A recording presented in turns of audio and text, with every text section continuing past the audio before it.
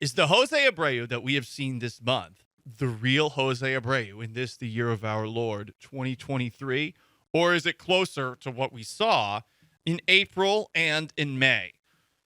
If you want some numbers, and we're halfway through the month of June, Abreu, who has 5 multi-hit games in his last 6, has 3 home runs, 3 doubles, and 13 runs batted in this month.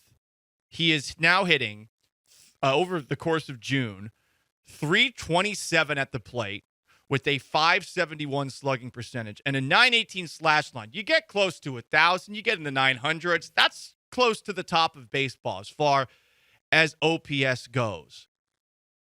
Is this Jose Abreu?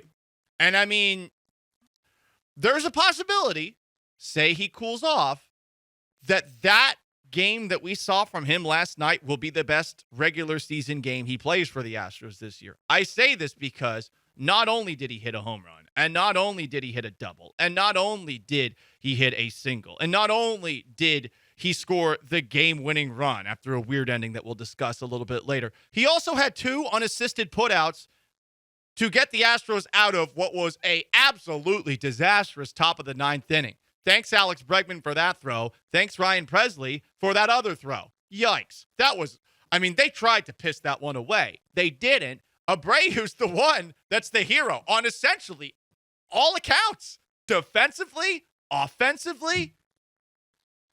I'm pumped to have seen that, but I want to know if that's actually sustainable.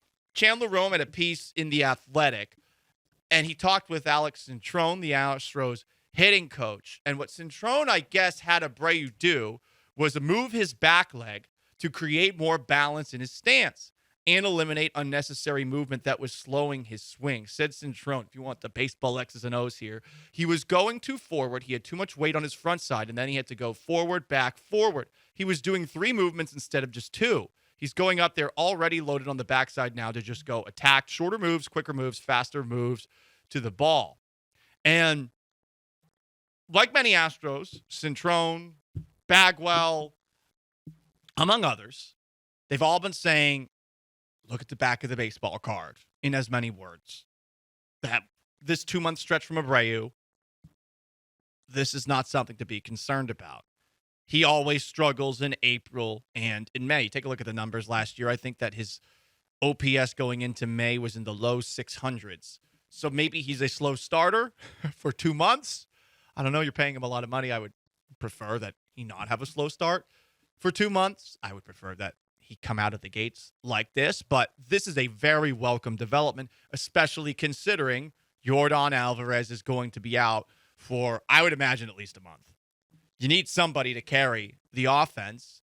You would hope that Kyle Tucker picks up the slack, that Alex Bregman picks up the slack, that Jose Altuve is going to pick up the slack with Alvarez out of the lineup. It's not like you don't have any other bats in this lineup that has been statistically towards the middle of the pack. But that was an awesome night last night for Jose Abreu. So my question to you, 713-780-3776 to call, to text, to join on Twitch, twitch.tv/ESPN975, or to get after us on Twitter, at Gallant Says, at ESPN975, at Sean A. Mapes. Is this the real Jose Abreu? What do you think, Sean?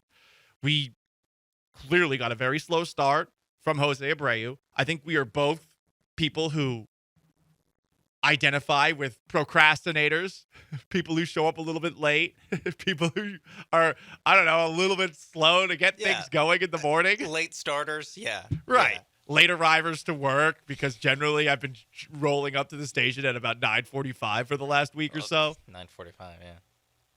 Actually, it was like 9:50 today. Yeah. It's normally like a story into News of the Weird. I think I'm not sure if this guy is Jose Abreu, but I do feel like he's going to be better than the absolute disaster that he was before the month of June.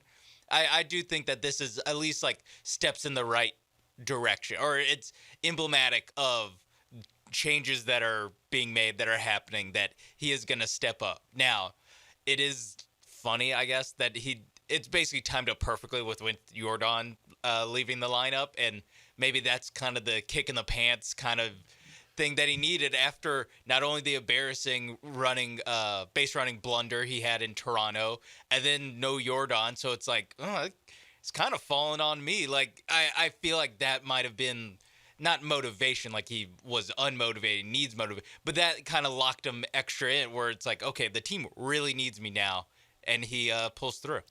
I like that thought. He feels the need to be a hero. They say that a hero can save us. My city needs me. Oh, he's Batman? I like that too. Is this the real Jose Abreu? You get to answer that on the most interactive sports talk show in Houston. A text from the 832. As long as Abreu can be average to above average, I will be happy. I believe his great days are behind him. That's from the 832. That's from Steven. Okay. This 2-week stretch suggests he is capable of more. I know that some, and I think that they're doing it somewhat jokingly, not Santa on Twitter, whenever Abreu plays well, because that's really it, because Montero hasn't done anything of value and we haven't seen Brantley yet. Whenever Abreu does something, we get a tweet saying, apologize to Jeff Bagwell. The Montero contract is still horrible. Anyone with a smidgen of knowledge about Montero's time in Seattle, me, could have told you that things were going to go this way. So you've got that, right? But with this Abreu contract, it's also a matter of what's going to happen the next couple of years. Are we going to see slow starts next season, the year after that? Or is this 2-week stretch an indicator that the guy can still play? If you took a look at some of the advanced numbers about exit velocity when Abreu was hitting the ball and other things, you would have noticed that there was a serious dip towards the end of last year. Was that because of some sort of change in his swing? Was it because of some sort of injury that maybe the Astros training staff missed? I'll be perfectly honest. I don't have a lot of faith in the Astros training staff right now.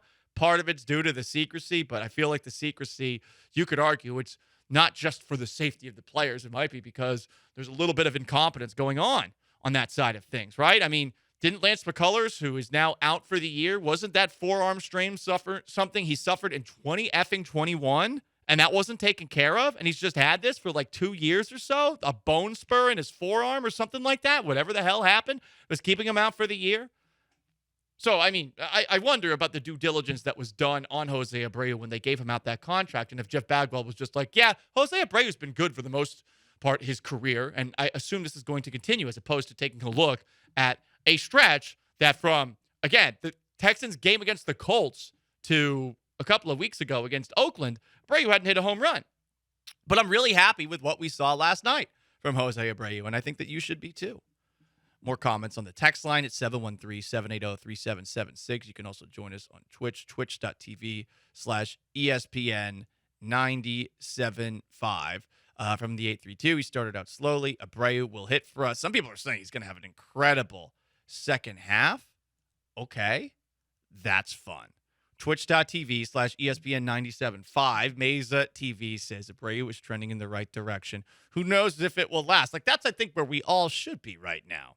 Hugh Dapp, Twitch.tv/ESPN975. We are excited about Abreu hitting the ball now. I still miss Yuli. And another comment, I like English. Damn, dude. Come on, you can't do that here. Nope, you can't.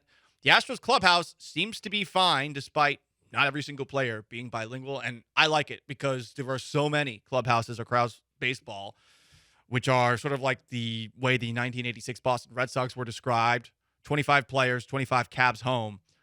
You very often see teams that have massive cultural divides between a lot of the players on the roster, and they don't like each other. Clearly, this clubhouse loves each other.